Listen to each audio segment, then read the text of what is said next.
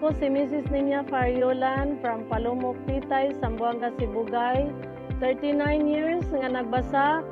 Since nga naminyo ko, ang among hanap buhay is basakan. Akong ginagamit si jackpot kay sumala sa among pagtanom sa jackpot.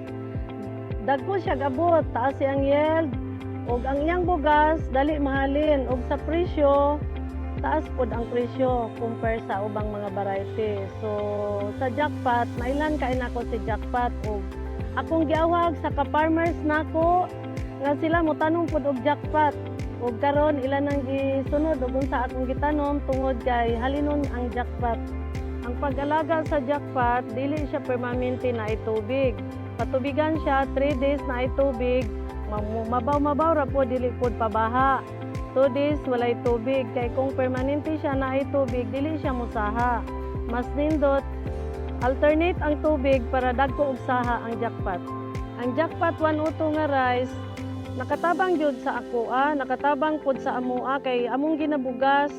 Halinon kayo siya, ginapangita jud sa akong customer.